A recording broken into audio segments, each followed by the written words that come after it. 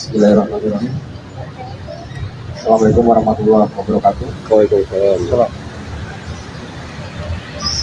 Siang, rekan media dan semua yang ada di kesempatan Polres Subang. Pada kesempatan kali ini akan melakukan konferensi pers terkait adanya dugaan tindak pidana terhadap kekerasan terhadap anak yang mengakibatkan meninggal dunia sebagaimana dimaksud dalam pasal 80 ayat 3 junto 75C Undang-Undang RI nomor 35 tahun 2014 tentang atas perubahan Undang-Undang nomor 23 tahun 2002 tentang perlindungan anak junto Undang-Undang RI nomor 17 tahun 2016 tentang penetapan pemerintah penggantian Undang-Undang RI nomor 1 tahun 2016 tentang perubahan kedua Undang-Undang RI nomor 23 tahun 2002 tentang perlindungan anak dari undang-undang.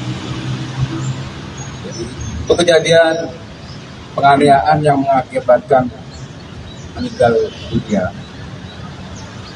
diketahui bahwa kronologisnya pada saat kejadian diketahui pada hari Minggu sekira pukul 4 waktu Indonesia bagian Barat di Dusun Gempol, Kecamatan Pusaka Negara, Kabupaten Subang. Awal mulanya pada hari Minggu tanggal 3 Desember tahun 2023 sekira pukul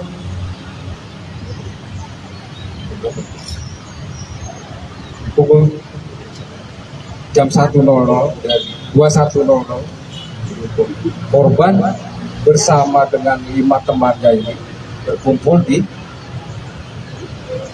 daerah Ranca Dadak, desa Kalentebo, Kecamatan Kalentebo, Kabupaten Subang. Setelah berkumpulnya korban dan 5 temannya ini berangkat ke Kalentebo dengan membawa sajam atau senjata tajam berupa lewang dan parang. Hal tersebut karena ada ajakan tawuran dari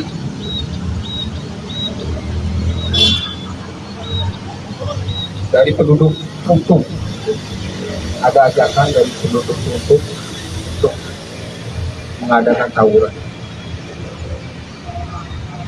Setibanya di desa Kalentebo, tawuran tersebut tidak terjadi karena pada saat korban datang beserta 5 rekannya, 5 temannya yang jadi lawan tawuran itu melihat dan kabur sehingga tidak terjadi tawuran.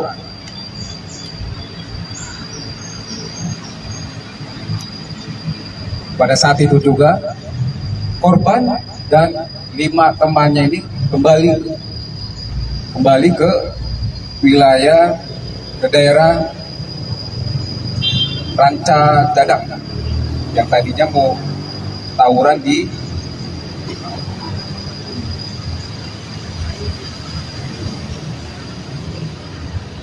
Dusun Gempol, Kecamatan Pusaka Negara. Setelah itu yang diduga pelaku ini mendapat informasi dari masyarakat bahwa ada kejadian akan terjadi tawuran di Dusun Gempol ini, sehingga pelaku ini karena adanya informasi dari masyarakat langsung menuju lokasi yang akan dijadikan tawuran, yaitu di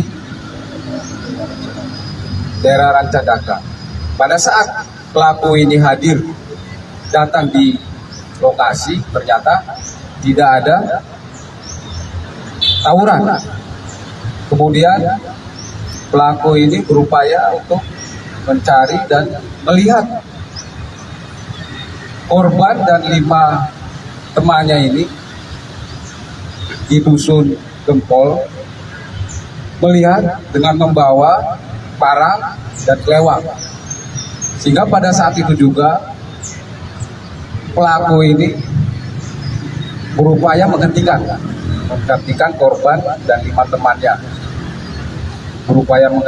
mengejar, berupaya mengejar 3 kali. Namun dari korban dan 5 rekannya ini menancap gas, berupaya untuk kabur dari pelaku. Namun pelaku masih tetap mengejar, sehingga ditabraklah motor yang dibawa oleh pelaku, sehingga motor yang digunakan oleh korban ini terjatuh di daerah pesawahan di dusun Gempol. Pada saat itu juga motor itu terjatuh di pesawahan dan menimpa korban, dan 2 orang temannya yang pada saat itu bonceng berhasil kabur.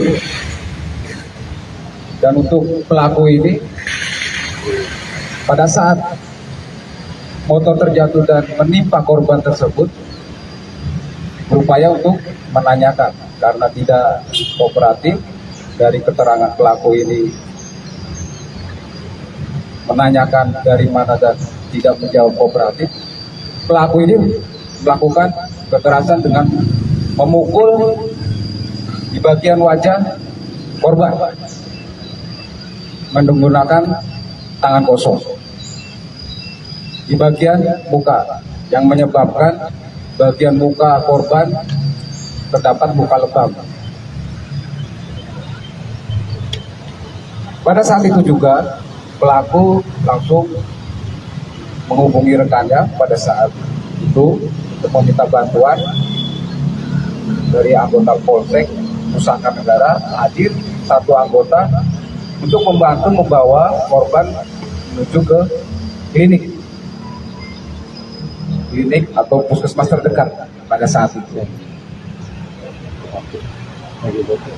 Setelah dibawa ke ke klinik, karena tidak adanya alat yang mendukung pada saat itu, korban dilakukan rujukan ke Rumah Sakit Siloam, wilayah Purwakarta.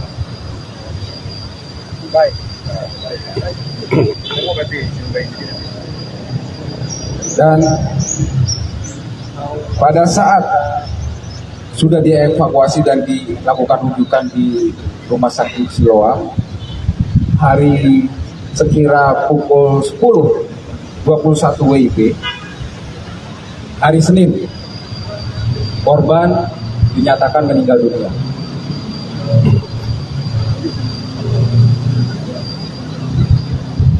Dengan kejadian ini, dari keluarga korban, orang tua melaporkan ke Satreskrim Polres Subang bahwa anaknya sudah menjadi korban penganiayaan yang menyebabkan meninggal dunia.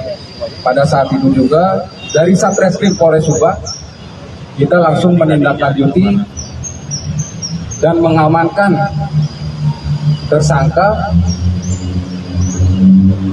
yang sekarang ini berstatus anggota Polri oknum.